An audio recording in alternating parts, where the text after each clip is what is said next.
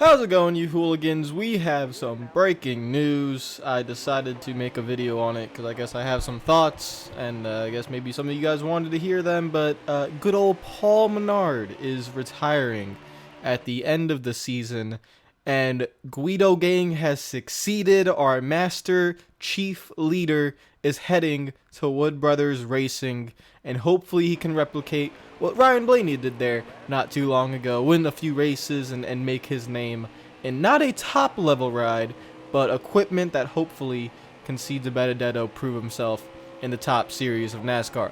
Now, first and foremost, before we get to Matt Dibenedetto and how this affects him, we have to say, as a nation that is Guido Gang, a very welcoming thank you to Paul Menard. Now, I think you guys know that I have been critical of Paul Menard on numerous times. It's just that I know why he is in NASCAR is mainly due to the financial aspect that he has, and he's always been kind of just mediocre, just running around. And he did win the Brickyard 400 back in 2011, which was the highlight of Paul Menard's career, and that was really impressive. But other than that, it's just been a mediocre run in NASCAR, and he stuck around for a long time because of the Menard sponsorship. If we look at the hierarchy of Guido Gang, he has to be towards the top because Menards will be sponsoring the 21 with Matt Dibenedetto, so we have to thank him. We have to thank the entire Menards company, and it's just fantastic news for our Master Chief, Matt Dibenedetto. I'm very sure Paul Menard is very emotional about his retirement, and it might take him a little bit of time to get over the emotion. Whenever I think of Jeff retiring, I get really emotional. See? There I go. I'm an emotional powder keg right now. Or probably not. Paul Menard says the time he spent away from his family is the #1 reason he is stepping away and hates to miss out on his children growing up. And that is very understandable. There is more to life than just racing. He's been in NASCAR for over a decade now, and he's made a living, and he's set. He can retire happily and still go on and do more things, even with the Menards company and everything over there. So congratulations to Paul Menard on a solid NASCAR career. It was not the best, not the worst, by a long shot. So he had a solid career. He's going to be retiring at the end of the season, and we should all thank him and should all give him one big round of applause at Homestead Miami Speedway, because this has opened up something that I have been waiting for a very long time. So thank you, Paul Menard. Now let's get on to Matt Dibenedetto. I did not think this was happening. I did not think he was going to be able to achieve a semi-decent ride in the Cup Series. But in the end, he is achieving a better ride than what he has now. He is going to the 21. The 21 has not been the greatest this season, and that is shown. But, I mean, Paul Menard has been very mediocre his entire career. We saw what Ryan Blaney did in the 21 before he went to the 12 and Penske. The 21 still has that Penske affiliation, so hopefully Dibenedetto can bring forward something and really get that team rolling strong. Now, don't expect a championship level contending 21 team, but the big thing here is Matt Dibenedetto is getting into a ride where he can showcase his ability. It will not be in the Xfinity Series, it will be in the Cup Series, and that is something that I'm really excited for. And to be honest, he's going to have a shot right off the bat in 2020 with the Daytona 500. That 21 car has always been fast at plate tracks, and any track that has a lot of speed, a lot like a Michigan, like a Texas, tracks like that where horsepower is really needed. You see those Penske guys really dominate at Michigan every single year. Now Dibenedetto will have a chance to maybe showcase his talent at that kind of track. But the 2020 Daytona 500 is going to be one that I will be very excited for, because just imagine if Guido Gang himself won the Daytona 500 in the famous Wood Brothers 21, first time since Trevor Bayne did it in 2011, and I miss Trevor Bayne, to be honest.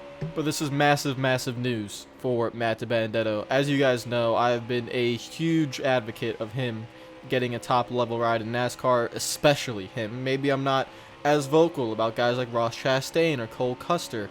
Well, Cole Custer he's going to be destined to go to SHR. That's going to be a ride for him. You know, Christopher Bell is destined to get the JGR one day, and so that's going to be the ride for him. And so Dibenedetto had nothing, and he's the one that's been proving for years now. That's what's been pissing me off for so long, is that Matt Dibenedetto, 4 years, it's not just been this year, it was not just last year, it's been multiple years where he has run or outperformed the level of his car. And that is all a driver can do. You cannot do anything more than outperform the level of the car you have. Why people praise Jeff Gordon so much is because Gordon was always able to get the most out of his race car, no matter what. If the car was not handling well, or if he was having a bad year, or whatever, he would still get the most out of that race car compared to his teammates, or compared to whatever the crew says. He would try to get the most out of it every single race. And as a race car driver, that's all you can do, is get the most out of your car on that specific day every single race. And whenever Dibenedetto races, that's what he does more often than not. He gets the most out of his car. He rarely makes mistakes, and when he does make a mistake, it's because maybe he's pushing too hard. For example, when he was in the Xfinity Series a few weeks ago at Road America, I think it was, or Mid-Ohio, I don't even know, one of the road course racetracks. I think it was Road America, but he was in the 18 Xfinity car, and he wrecked on the final lap in the final corner all by himself because he was just pushing a little bit too hard, and he made a mistake. He threw away a second place finish, and those mistakes come from the pressure of constantly having to outperform your race car, which he has done.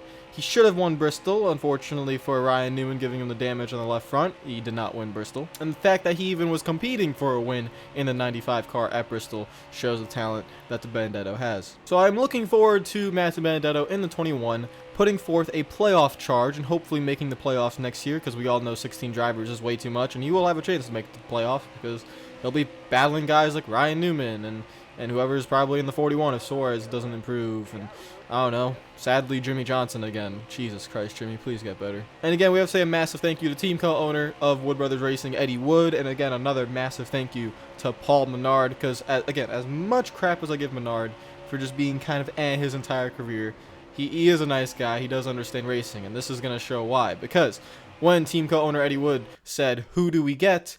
Menard said, "Get Matt." And that is what they did. We did right away. We started a conversation. That's the only direction we went. And this is the beautiful scene of NASCAR here, because the sponsorship was already locked. Wood Brothers will still have Motorcraft. They will still have Menards and the few other sponsors they use throughout the year. They are all coming back. That ride is fully sponsored for 2020. No ifs, ands, or buts. No questions about it. So all they had to do was just, hey, let's pick a driver. That's all you had to do. You don't have to go through the politics and the garbage of just getting the sponsorship to come with the driver and blah, blah, blah, and you get a paid seat. No, Paul Menard decides to retire, and he gives the team a recommendation of who they should get, because the team does not have to worry about the sponsorship, and that is just beautiful. And hopefully NASCAR can get back to those days. Well, it's never been those days, but hopefully NASCAR can start limiting the reliance on sponsors so heavily, because that is what determines who gets into these rides. And you see a situation where the sponsors don't play a part in who is getting the ride, and it's just absolutely beautiful. The sponsors are locked, they're set, it's ready to go. You just need to pick the best driver available, and they had one driver in mind, which was the right driver, and that is Matt Dibenedetto. So this is fantastic news for NASCAR as a whole in general, because this is really good for NASCAR. If this can happen more often, like I said, where teams can have sponsorship locked up and just go for the best driver, we will have the best drivers in the Cup Series, and that is not the case right now. There are a ton of really great drivers that do not have top rides, when there are a ton of mediocre drivers that do have top rides right now in NASCAR. So if we could just switch that out and make sure that the best drivers get into the best race teams, then that would be fantastic. Now that is much easier said than done. That's going to take a long time to ever get to that point, and it probably will never ever get to that point, but in this one situation, this one instance, we did have it, and it happened to the best guy possible, Matt Dibenedetto. I am so happy for him, so happy for the Guido gang nation that we have built over the years. Not years, months. I just started saying Guido gang like 2 months ago. But in all seriousness, this is just really good news. So what are your guys' opinion on it? I'm pretty sure everyone's going to be very happy in the comments. If you're not happy, tell me why you aren't. But this is going to give Dibenedetto a very good chance to succeed in that 21 car. And if he does super well in that 21 car, you never know what can open up in the future when teams really see that he is the real deal. Maybe there is still some skepticism on him, like, oh, what if we put him in a top ride and he doesn't perform? Well, he's not going to be in a top ride, but he's going to be right below that tier. He's going to be in the 4th tier. Not the 5th tier of top level ride, but he's going to be in the 4th tier of a decent ride with affiliation, and that is the 21. So if he performs there is absolutely no questions about it that he can perform in a JGR, in a Penske, in a Hendrick, in an SHR, in a Ganassi if you want to throw them in 5th tier, which I would put them in 4th tier. But if you want to throw them in 5th tier, you can. There would be no question about it for Dibenedetto to perform there. So, again, tell me what you guys think about it. Massive news. Thank you to Paul Menard. I'm hopefully you enjoy your family. Again, I don't think he's retiring completely. He's retiring from full-time. So it's going to be interesting if he decides to run part-time in different series and come back to Cup eventually. But thank you, Menard. Enjoy the time with your family. And thank you for recommending quality talent. And I'm glad everyone can see that Matt Dibenedetto deserves that ride. I recommend going on Twitter to go over the reaction and look at all the accounts that are tweeting about Paul Menard. And I can see it's overwhelmingly happy news for everyone. And it should be a really good time. If you guys liked and enjoyed the video, please make sure you hit that like button. I would really appreciate it. It helps me out a lot. Comment down below with any opinions you have of Dibenedetto going to Wood Brothers Racing and Menard retiring because he wanted to spend time with his family. And then also Menard recommending to Eddie Wood that Dibenedetto was the guy they should go for, and that's what they did. So beautiful news there. If you have any questions about Menard staying on without Paul Menard, but Menards as the company is staying on and supporting and sponsoring Matt Dibenedetto, if you have any opinions about that, go down below, comment them as well. Subscribe if you are new to the channel. If you don't know who I am and have no idea what the hell I do, go check out the channel and let me know if you want to stick around by hitting the subscribe button. Follow me on Twitter and Instagram if you're not already. It is @RealRadman. Links are in the description down below. And I will see you guys later. Hope you're having a fantastic day. Enjoy yourselves and peace out.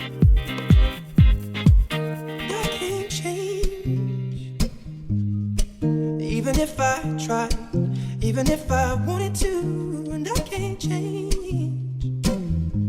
Even if I tried, my love, she keeps me warm.